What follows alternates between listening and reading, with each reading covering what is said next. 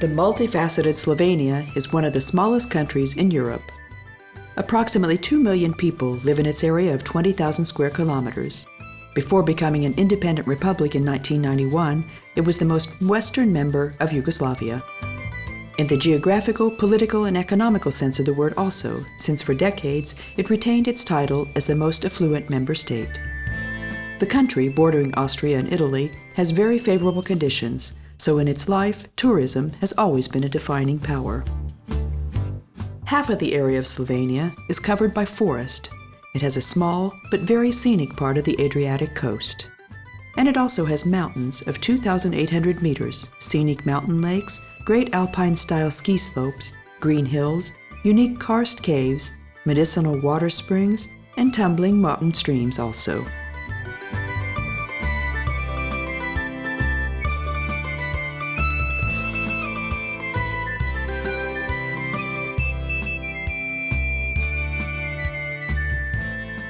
All this, supplemented by lovely little medieval towns, archaic castles, and a growing number of sports and recreational opportunities, makes Slovenia an increasingly attractive tourist destination. Maribor, with its 109,000 residents, is the second largest city of Slovenia. It was built on the two banks of the river Drava, close to the Austrian border, on the hills at the foot of the Pohorje mountain. In 1846, the Vienna-Trieste railway line made the city an important transit station of people heading to the sea. It becomes an independent destination primarily in the winter when skiers on the Pohorje mountain lodge here. The ancestor of the city today was founded in 1147 by the Austrian Sponheimer counts as a defense against the continuous attack of the Hungarians. Under the frontier castle, gradually a little frontier town developed, and handicrafts and trade developed nicely. In 1254, the settlement was raised to the rank of city with the entailing privileges. Under the time of King Matthias, Hungarian troops occupied Maribor, which has been using its present name since 1836. 13 years later, it became an episcopal seat. Its university was founded, and after World War II, industry also started developing. Today, Maribor is famous for its fairs, attracting thousands of locals and foreigners.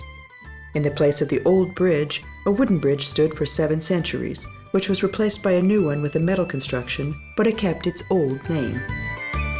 Looking around from the bridge, we can see 3 bastions: the Jewish Tower, the Judgment Tower, and the Water Tower. All of them strengthened the old city wall and were built during the Turkish Scourge. The bank of the Drava has the best atmosphere in the city. The part of the city called Lent is also nicknamed Little Venice. In the old houses, restaurants, cellar taverns, and pubs with terraces have been established. The sun-kissed hills of Slovenska Gorica has been a famous wine-growing region for centuries. Barrels of wine were shipped from the harbor at the coast of the Drava to the furthest areas of the monarchy, some of them even reaching the royal table of the emperor in Vienna. In the middle of Maribor, in the area of today's city park, there were once vineyards. A 400-year-old grapevine near the old bridge is very much treasured. They say it's the oldest bearing vine in Europe. Its grapes are processed strictly separated. The wine is filled in 2.5 deciliter bottles and sold at a high price as a specialty.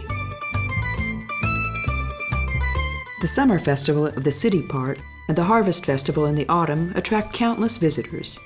In the Water Tower, we can find a wine museum today, where the exhibited items can, of course, also be tasted.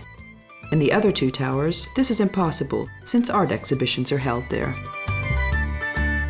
Behind the Jewish Tower, the old synagogue still stands, around which the Jewish quarter was located in the Middle Ages. The round Judgment Tower was the corner of the city wall. Summoners lived in it, and this is where judgments were made. The center of the old town is the castle square. In the middle, a statue was erected for St. Florian, the patron saint of firefighters. In the Middle Ages, the houses were built of flammable materials, lighting was provided by candles and torches, and heating and cooking were done by open fire. Fires were frequent, which often destroyed large parts of the cities. When they were over, they erected a memorial pillar, just like after big epidemics. The castle of Maribor was built in 1478 to the order of Frederick III. After consecutive reconstructions, its architectural style can't really be defined anymore. Its eastern side is protected by massive castle walls, and the graceful replica of the Loreto Chapel leans to the western side. In the luxuriously furnished Knight's Room and in the rest of the sumptuous rooms, the city museum is located.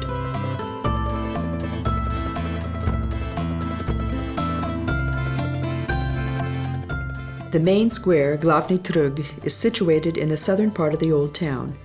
In the center stands the Baroque plague pillar. The Golden Virgin Mary statue and the saints around it are the works of Master Straub. The group of statues commemorates the great epidemic in 1680, when approximately 1/3 of the population died.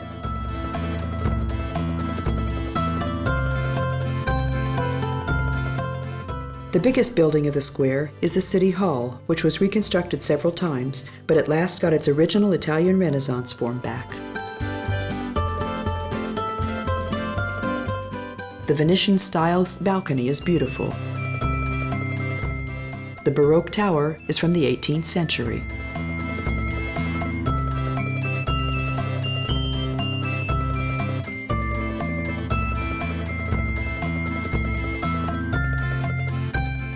The St. Aloysius Church and the friary built together with it served the Jesuits until the order was dissolved. Then it came into the hands of the army. Slomskip Square was named after the first bishop of Maribor, whose statue also stands here. The Cathedral of John the Baptist was built on the grounds of the old cemetery. This is what the gravestones built on the walls commemorate.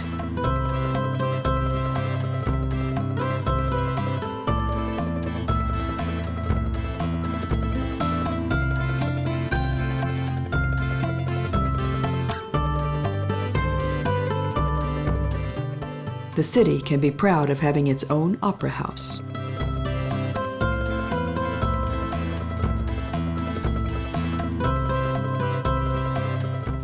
The 20th century red brick building was named after St. Mary.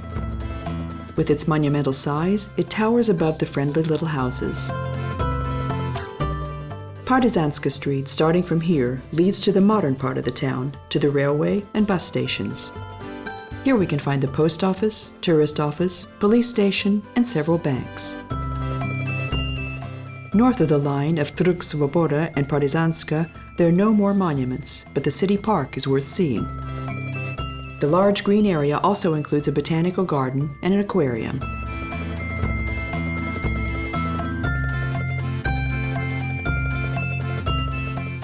Let's have another look at the archaic houses of the streets, perpendicular to the Drava.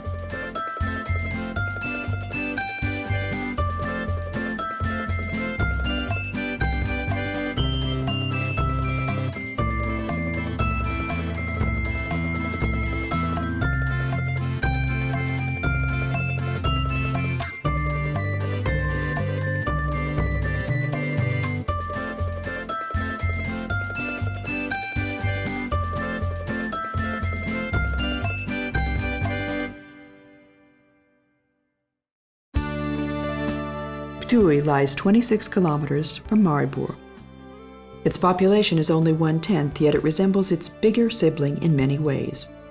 Due to its size, it only occupies the left bank of the Drava, but there are certain signs pointing to expansion to the other side as well.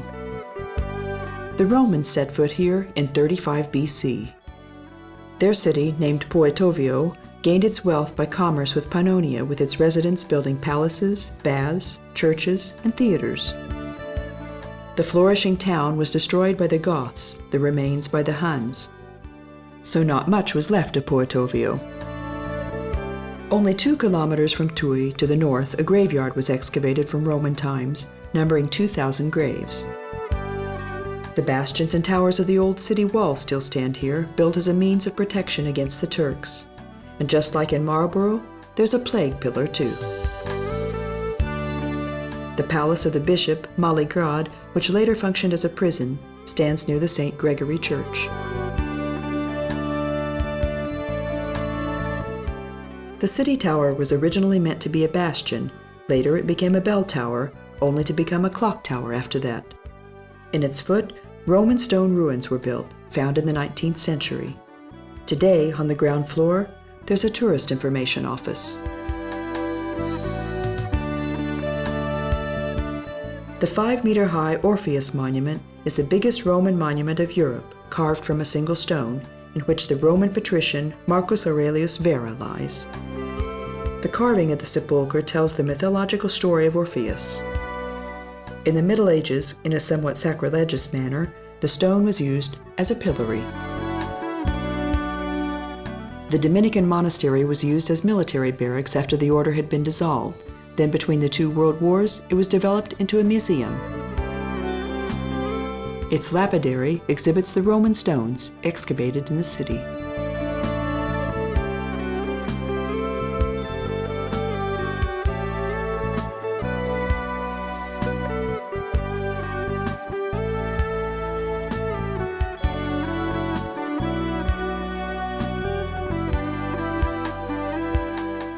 The St. Peter and Paul Church, built in the 18th century, was almost completely destroyed in the bombings of World War II. But the Minorite monastery built together with it was successfully renovated. Here, also thanks are given to St. Florian for the passing of the Great Fire on the pillar in front of the City Hall. The tower is not the only thing where Roman stones were built in, building a bridge, so to speak, between the Roman times and the city of today.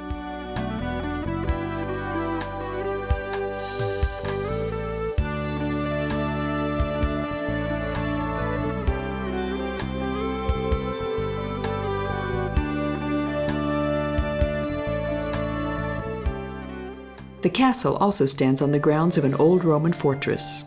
It was built in 1140 by order of Conrad III. Later, it was the estate of an Austrian general of Scottish origin named Leslie.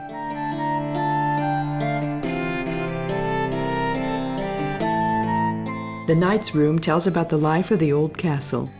The rooms are filled with the items of different exhibitions. For instance, we can see an exhibition of musical instruments or one of clothes of the times. Johann Heberstein painted the portraits of Turkish people of position by whom he was entrusted. The series of paintings is unique. The family of the nobleman with artistic aspirations ruled the city for centuries, and they were driven away only after the properties were in state ownership following World War II.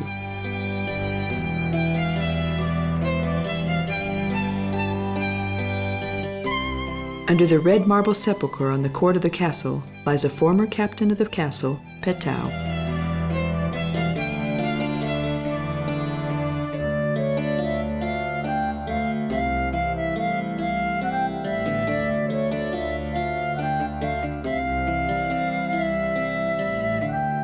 From the castle, an excellent view opens up to the river and the new thermal bath on the opposite side, the 2 open and 3 covered pools of which are used primarily by people suffering from rheumatic illnesses and those of the motoric system.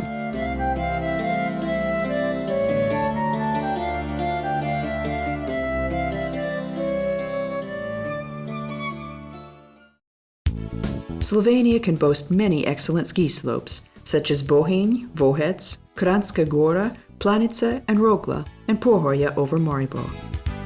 After the collapse of Yugoslavia, the remaining coast for Slovenia, although very scenic, was really small. Thus it was necessary to involve other natural treasures and opportunities in tourism.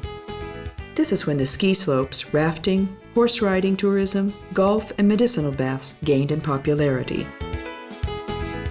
By this, it became possible to fill up the hotels with tourists in all 4 seasons. In summer, a cab and cable car takes vacationers up to the 1,517-meter-high Rogla, while in winter, 3 chairlifts and 17 ski lifts. They can operate the slopes, consisting of 14 kilometers of difficult tracks, 20 kilometers medium, and 30 kilometers easy tracks, with the help of snow cannons even in winters that have scanty snowfall. During the time of the World Championship held here, they also built a lighted track section that can be used at night.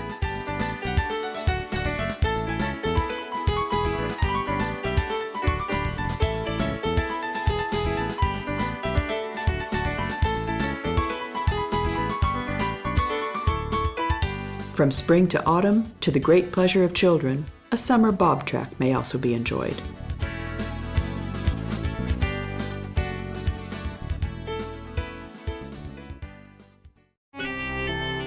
Celje is the 3rd largest city of Slovenia. It's an important commercial and transportation junction. It got its name in antiquity from the Illyrs and Celts. The Romans called it Celje. Just like many other Roman settlements in this area, it was also destroyed by the Huns. Not much was left of the theater, baths, and shrines of the flourishing city. In 1333, the Zovnik family received the city from the king. They took on the name Count of Celje and became the Celje family, well known in Hungarian history. Hermann Celje II married his daughter Barbara off to the emperor and King Zsigmond. The power of the Celjes ended at Nándorfehérvár, where Ulrich was hacked to pieces by the followers of László Hunyadi. Then the centuries-long rule of the Habsburgs started in Celje. An attraction of the city is the royal palace, also called Bottom Castle, and the old castle reigning over the landscape from a height of 407 meters. The Count of Celje once lived in both of them. Their renovation and archaeological excavation is still in progress. The 35-meter-high Frederick Tower has already been renovated, and the open-air theater on the castle court is also finished. It's not only theatrical performances that we can see here. Castle games are held on several occasions when nightly tournaments and many other colorful sights entertain the guests. The nightly tournaments organized in such authentic surroundings are always to the great liking of viewers, just like the stunning panorama which opens up from the terraces and bastions of the castle.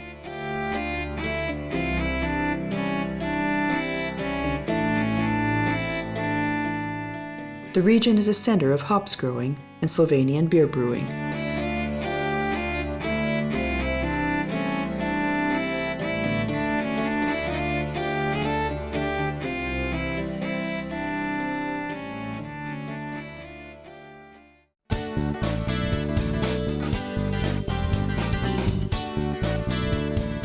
Ljubljana, with its 276,000 residents, is a city which is still humane in size.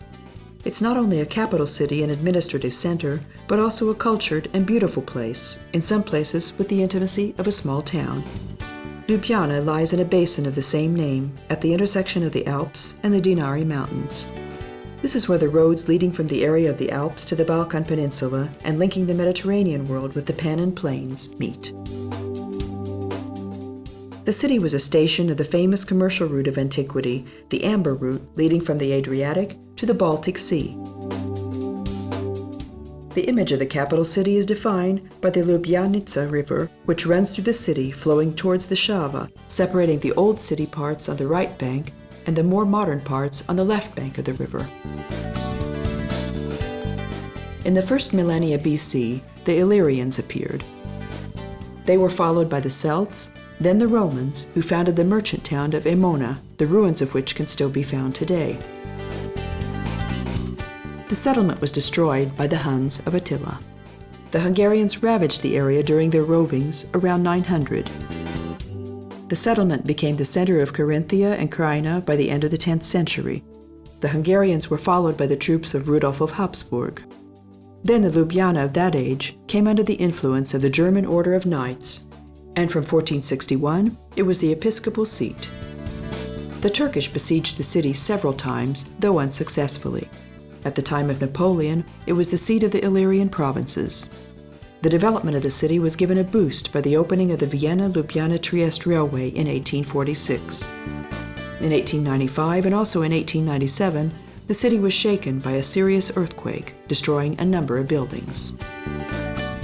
Presano Square lies at the meeting point of the medieval Old Town and the new downtown, which was named after the greatest Slovenian poet, Franka Prešeren, whose statue also stands on the square. We can reach the Triple Bridge, the artwork of Josip Plecnik, on little streets framed by Art Nouveau-style houses. In almost every city, there's an architect whose work determined the image of the city for centuries. In Ljubljana, that architect is Plecnik. He designed the Market Hall, the library, Tivoli Park, the seat of the Academy, Central Stadium, the cemetery, Shoemaker's Bridge, the university, many churches, schools, and other public buildings. We can approach the citadel of Ljubljana through steep, narrow streets. The foundation of the present building was laid in the 9th century. First it was in the hands of the princes of Carinthia, later the Habsburgs possessed it. After its best days, it was used as a prison. Count Lajos Batthyány, Hungarian Prime Minister, was also held captive here.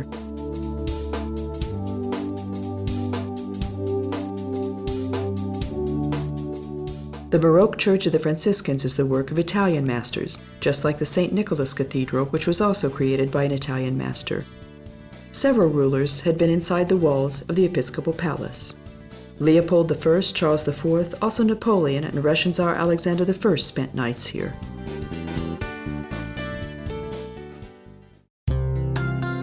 The oldest city of Slovenia, Skofja Loka, celebrated the 1,000-year anniversary of its foundation in 1973. Between the 10th and 19th centuries, the city was the property of the Bavarian episcopate. Its history is similar to those of nearby cities: Turkish siege, great fires, epidemic, and earthquake. Skofja Loka was struck by this catastrophe in 1511, so its present-day image is the result of later reconstructions. The streets of the old town are framed by Gothic and Renaissance houses. Among them, the group of buildings of the Kapucinus Church and Monastery. In its library, the oldest remaining handwritten Slovenian drama is kept, which is performed in the spring in the open air. In the opposite direction behind the Kaserne, there's another monastery. It first belonged to the Clarissans, and after they were dissolved, it went to the Ursulines. Both groups of buildings are of the same age as the bridge from the 14th century.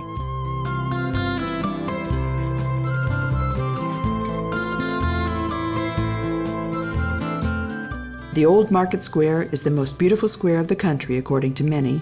In the middle, there's a Trinity statue and a stone well decorated with the coat of arms of the city.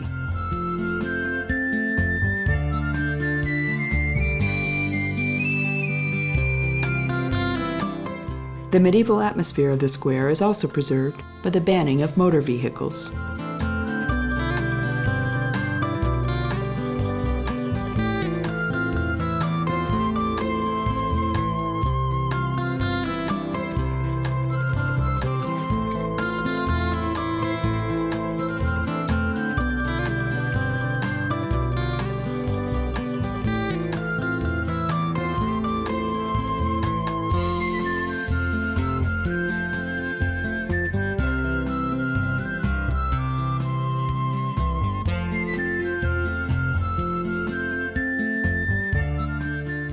On the bridge of the Sora River, the familiar statue of St. John Nepomuk welcomes the traveler. The bridge is the oldest stone bridge of Europe in this form.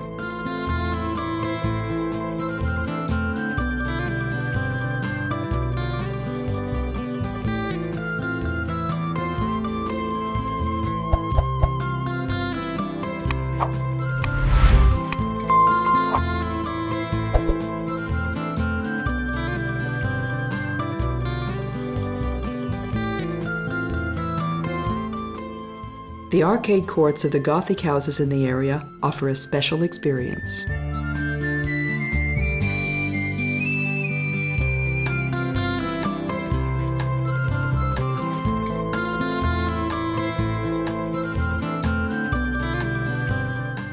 From the steep road leading to the castle, we can delight in the view of the city, the Hrabets Mountain, and the Holy Cross Church standing on it. If time permits, this shouldn't be missed because we can take the best pictures of the castle from in front of the church.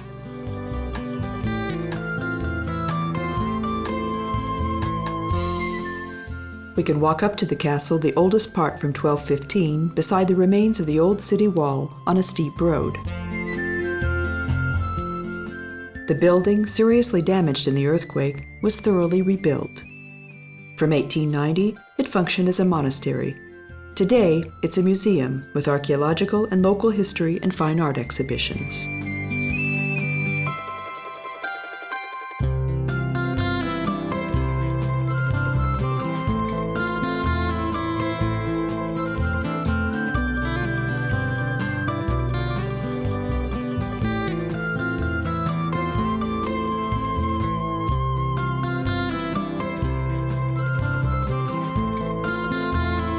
A little further on, a little sconson was established, representing the folk architecture of the region.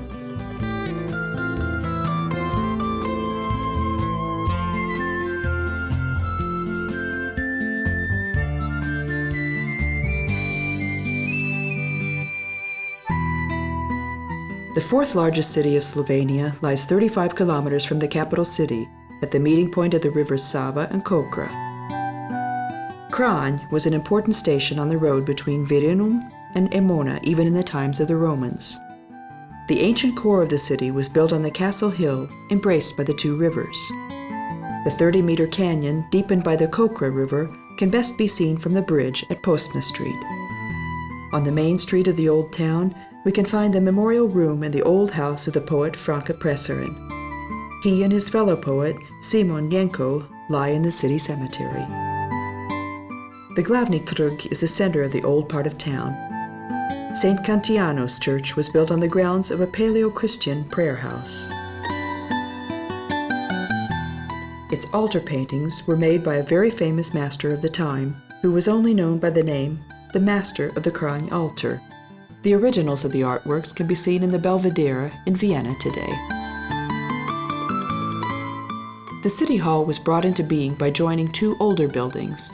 The hall of the new part of the building with its coffered ceiling is the most beautiful of this style in the country.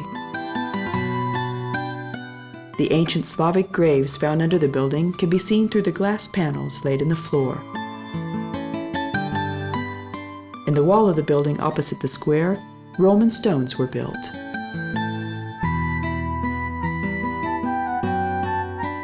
The St. Rosary Church and its surroundings is the artwork of the architect Plečnik.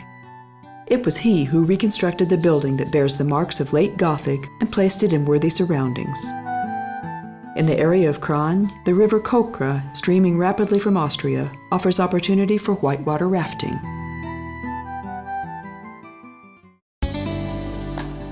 Bled has been a popular medicinal holiday resort for centuries. Nowadays, it excels in the organization of incentive trips, congresses, and conferences. Its region is visited by thousands of hikers and those who seek active relaxation. A Christian church has stood on this island since the 9th century. It became a famous pilgrimage place, so the church was rebuilt and expanded several times. It's had its present-day Baroque shape since the 17th century.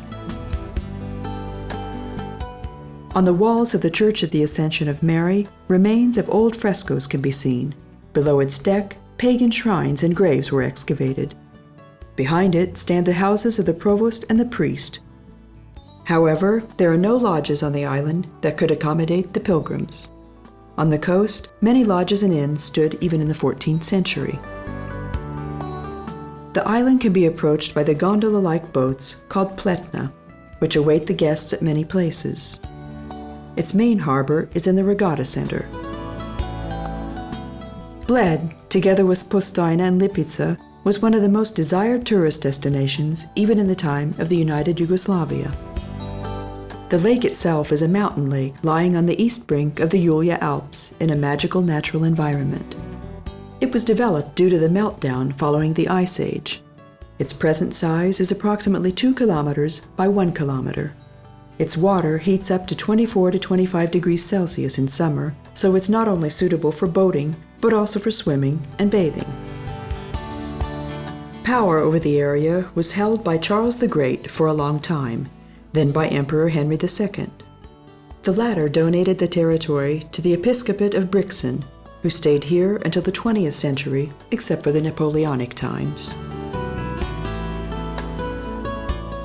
It was significant for the popularity of Bled that Alexander I, Tsar of all Russian people, had a holiday home here. Even 1,000 years ago, a castle tower stood on the place of the castle palace of Bled, although it was not so much the view that was so fascinating. The tower later was supplemented by residential buildings, fortified with more towers and surrounded with a wall.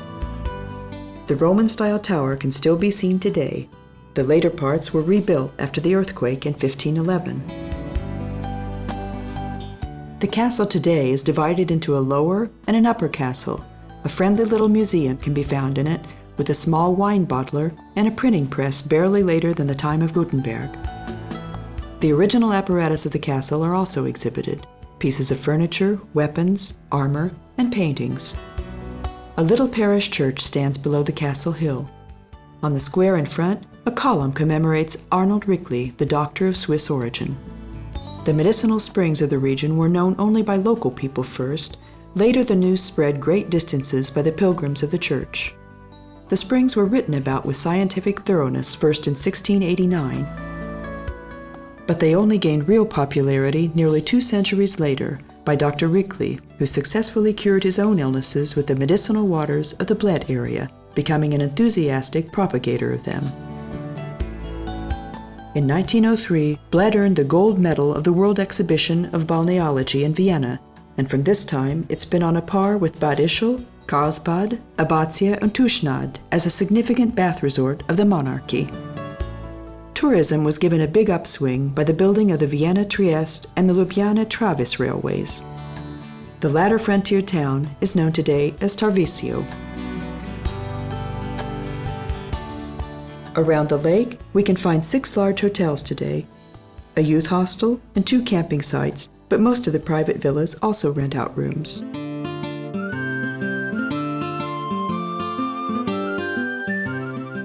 The glittering mountain lake, with a little island in the middle, and with the girdle of the high mountains reflected in its surface, grabbed people's attention, it seems, when the castle palace had not yet been built and the church tower had not risen on the island either. Even in the Bronze and Iron Age, people liked to settle here, and it also appealed to the aesthetic-loving, delicate Romans. Part of the archaeological material excavated here can be seen in Kranj, and the bigger part can be seen in the museums of the capital.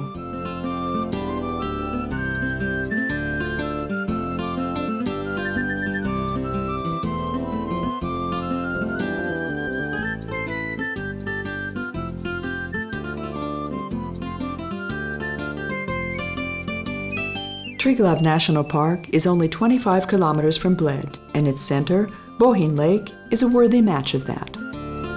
The nature reserve was established in 1924, and it was expanded significantly in 1961. Its area of 83,000 hectares is girdled by high mountains. It's recommended both in Bled and Bohinj to walk around the lake to fully enjoy the beauties of nature.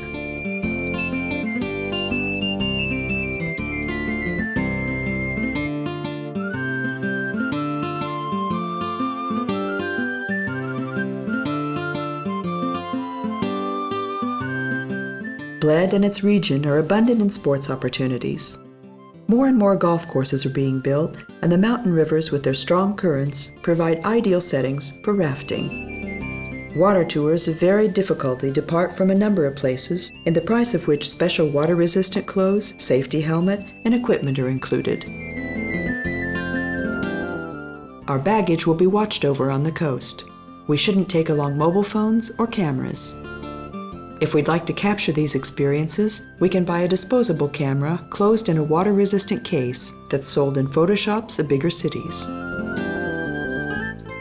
Those whose adrenaline level was not raised high enough by rafting may try mountain climbing, paragliding, and bungee jumping. Between Bled and Bohinj, the romantic landscape of the Julia Alps offer plenty of opportunities for these activities. Naturally, there's possibility for more serious hiking trips and mountain climbing, and in winter for skiing.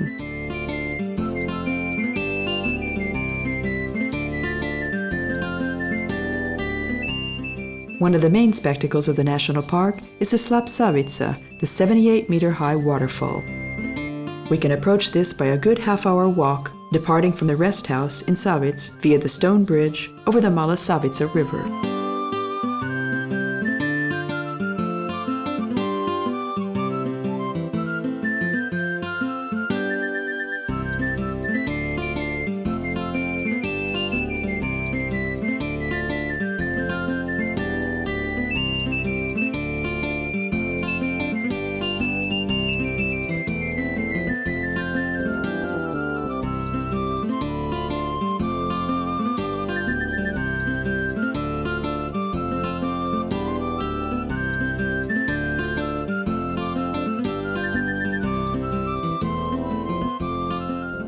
The mountain tracks, among many other things, attract mountain biking fans to the regions of Slovenia in large numbers.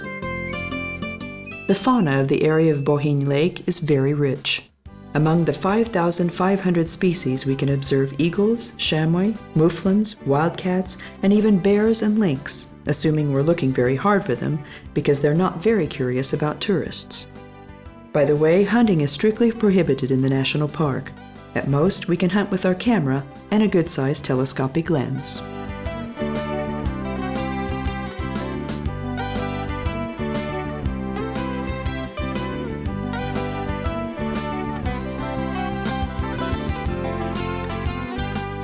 Apart from the lake, Lipica is considered the biggest tourist center. The largest number of hotels, restaurants, and shops are here, as well as a tourist information office with maps and recommendations for lodgings and programs.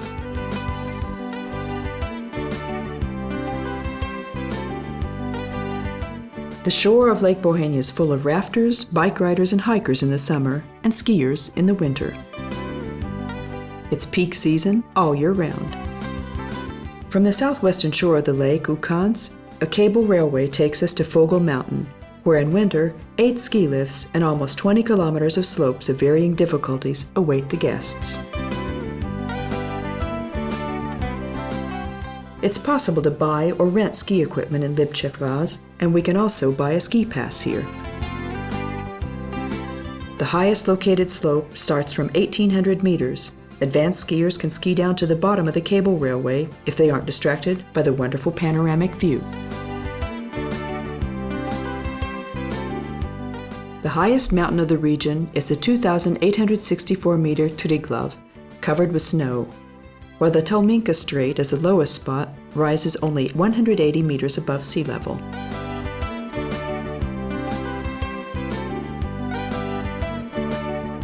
This ski center is perhaps the area of the Alps with the most snow. There have been years when it was possible to ski here as late as April, and the snowplows slumber until November.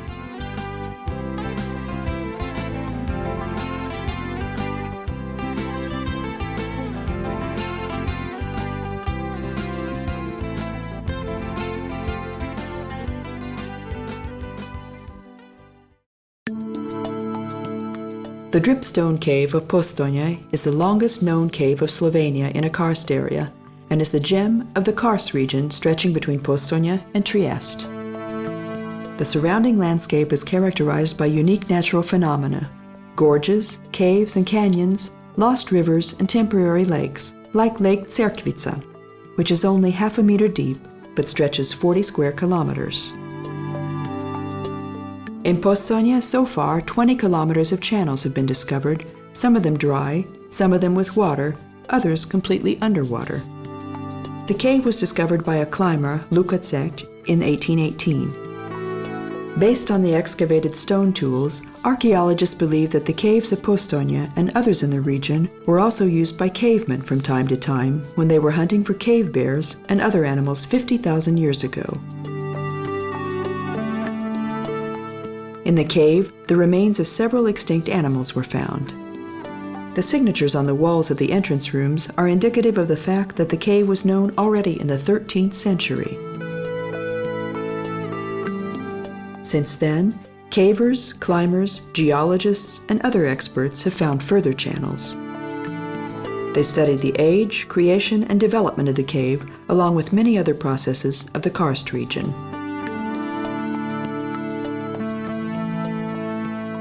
The first railway was built in 1872. In 1884, the torch and candle lighting of the cave was replaced by electric lights. In 1962, the cave train was built, running on double rails round and round, allowing the nicest parts of the Postojna cave to become available for 14,000 tourists a day. This main tourist attraction of Slovenia has been seen by 26 million people so far, the number of visitors exceeding 500,000 a year. The dripstone cave of Postojna developed in limestone ground, which arose about 70 million years ago in the sea, in the Cretaceous. In the Tertiary period, the sea pulled back, and on the dry land, the karst processes started. In the Pliocene period, the rivers on the surface started leaking into the ground, and they continued to flow under the ground to the north, heading towards the Piran Sea of that time, the present-day remains of which is the Black Sea. The lost rivers develop channels on 3 galleries. The oldest, the dry channels, are on the highest, and the youngest are those with watercourses 15 to 20 meters below us, which are being formed today by the lost river of Piwka. The most extensive medium level of the Postojna cave was deepened by the progenitor of the Piwka River in the early Ice Age, 1.5 million years ago. Due to the karst development, that is the deepening of gorges and cracks in the limestone, the river gets deeper and deeper, and there it makes new channels and floods the upper parts of the channels only from time to time, always rarer. The cave of Postojna is famous for its abundance of dripstones of different colors and shapes. The little pipes and stalactites hanging from the ceiling are the smallest. The stalagmites and limestone cones are the biggest. On the walls we can see chalk slate curtains. The stalactites and the stalagmites grow together to form columns of dripstones. The rainwater reaches the top of the cave and, leaking from the surface, dissolves the limestone. When the water drops reach the ceiling of the cave, calcium carcinate secedes from it. Many cave animals live in the underground karst world of the Postojna dripstone cave. Many unique species of insects, mantises, spiders, crabs, and centipedes. The most well-known is the human fish. This pink, blind type of salamander breathing with gills. It can live as long as 100 years and can only be found in the real karst waters of the Dinar Karst region, where it feeds upon microscopic animals. The little fish swim under the inaccessible gorges filled with water to the rivers under the ground, where they're caught exclusively for the purpose of study. The human fish, as a rare species, is especially protected. The specimens that can be seen in this pool reach their natural habitat after 2 months, when they're replaced with new ones. Big Mountain is the highest point of our journey, 40 meters above the entrance of the cave. From here, a 500-meter-long artificial channel starts heading to the back and the Piwka cave. We pass by the most beautiful dripstone, the Brilliant, which is the symbol of the Postojna cave. Continuing along the foot of Big Mountain, beyond the train stop, we reach the concert hall, which is the biggest hall in the cave. The 3,000 square meter hall is almost 40 meters high and can hold even 10,000 people. The echo here is very strong, and it lasts nearly 6 seconds. From here, the little train returns to the entrance. As it's generally known, dripstones grow very slowly. Experts ascertain that they grow only 0.1 millimeters during a period of 10 years. Thus, if we break a dripstone, it's not possible to replace it. In the cave, the temperature is relatively stable. In winter and summer alike, it's 8 to 10 degrees Celsius, so we have to make sure to wear warm clothes. Predjama, the most scenic castle of Slovenia, can be found 9 kilometers from Postojna. This ancient nest was built in the protection of a huge cliff bending over it, above a gaping abyss. The present-day building is from the 16th century, but even 3 centuries earlier, a smaller castle had stood here, which may have used the special conditions of the landscape even better. The lord of this castle was Erasmus Luger, a robber knight about whom many myths are spread in the country. Under the castle, there's a river-deepened complex, several kilometer-long network of caves branching out to thousands of channels, a real foxhole. The unabashed knight made full use of this when he offered fresh fruit to the besiegers of the castle. Naturally, he gained fresh water from here also, from the underground rivers. In 1991, buried treasures were found in this system of caves, and who knows what else is hidden under the earth. The exhibition, located in the 6-storied romantic building, makes us familiar with everyday life in medieval castles. Castle games are organized here once a year, when knights in costume battle each other, and medieval merrymaking and feasts also take place. The famous Lipica stud was established by Archduke Charles in 1580 to breed fine battle horses by crossing the strong horses of the karst region with elegant, fiery Andalusian horses. The horses reached the Spanish riding school, which was established at that time. During the storms of the following centuries, the animals had to be saved from Napoleon and from World War I and II. This is how some of them reached the Czech Republic, Italy, and Hungary, but the biggest stud can still be found here in Lipica. When born, the Lipizzaner horses are gray or brown, and they turn white only when they're 6 or 8 years old. There's great demand for these elegant, harmoniously moving animals. The horses, showing Spanish and Arab influence, are intelligent and learn quickly. They're equally suited to be good show or riding horses and working horses.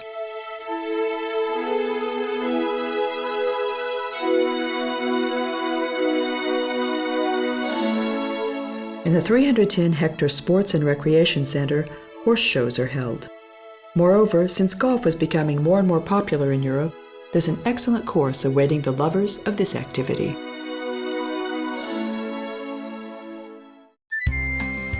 The capital of the Slovenian coast is Koper, which is only secondarily a beach resort. Primarily, it's a regional center and industrial city known for its cargo harbor and ship factory, where most of the local people work. The old core of the city of Koper, embraced by modern residential areas with its 30,000 residents, similarly to other settlements of the Adriatic, creates a real medieval atmosphere. The peninsula reaching into the Bay of Koper was once an island in the late Middle Ages. The narrow coastal strip was filled up and the city became approachable on dry land. A Greek colony settled on the island first. Later, it was called Capria or Goat Island, and its modern Slovenian name originates from this word. The island belonged to the Roman Empire, then to Byzantium, and for the longest time to the great conqueror of the Adriatic, Venice. The influence of the winged lion has not passed here without a trace either. As a commercial harbor, its wealth could be attributed to the export of salt, wine, and olive oil. Its decline was caused by continuous Turkish attacks, which was further worsened by the Great Plague, in which 3/4 of the residents died. Out of the 12 gates opening on the city wall, the Muda Gate has remained in the best condition. The ornaments of the Renaissance Gate are reminiscent of the Venetian Republic. Its builder was the son of the Contarini family, which gave several doges to the city of canals. Passing through the gate, on the square in front of the St. Bast Church, we can see the map of the city from 1619, cast in bronze. The Da Ponte well, similar to the famous Venetian Maecenas, stands at the end of the square, together with the memorial column of the victorious Lepanto battle against the Turks. The famous Venetian painter Vittore Carpaccio was born in one of the houses of the square named after him.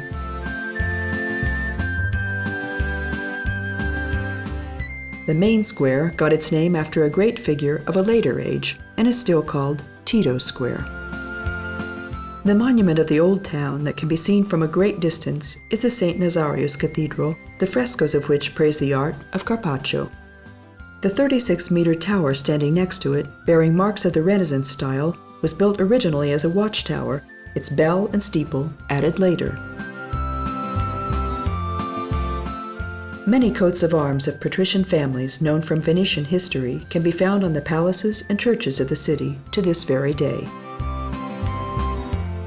Koper has been almost completely built together with the little resort Ankaran, with 2,600 residents and with long sandy beaches and many types of accommodations. Izola lies 7 kilometers from Koper. As shown by its original Italian name, it was also once an island, connected with the dry land only in the 19th century. Its history is the same as that of Koper or Piran. The center of the town is the colorful harbor and the ever-busy quay. Some of the old arcade houses still bear the relief of the winged lion and the coat of arms of families, also reminiscent of Venice.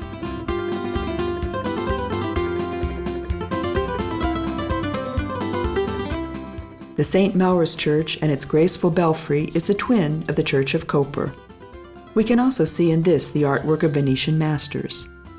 The town is made more colorful by Baroque and Rococo facades hidden between Renaissance houses.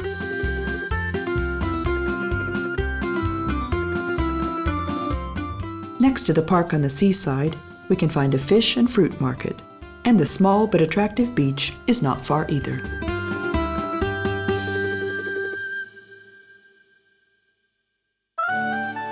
Piran is the nicest settlement of the Slovenian coast.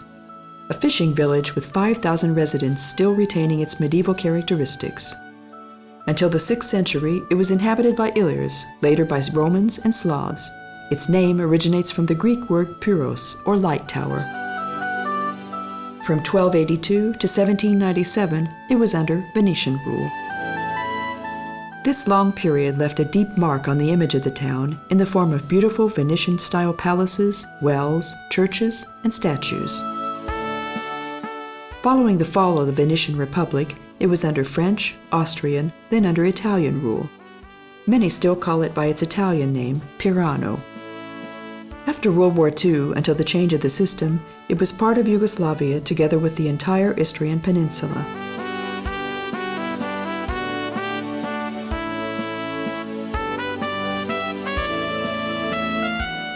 On the narrow streets with their Dubrovnik-like atmosphere, motor vehicle traffic has been limited, and we'd also better leave our cars outside the town walls.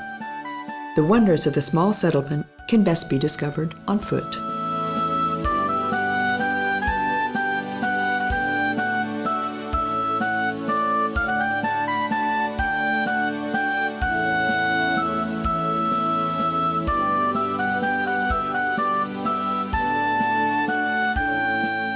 The main square of the town is the Tartini of Ptuj, which was once a harbor and was filled up in the 19th century. The 2 columns on the harbor side of the square are decorated by the coat of arms of Venice and the picture of St. Gregory, the patron saint of the town.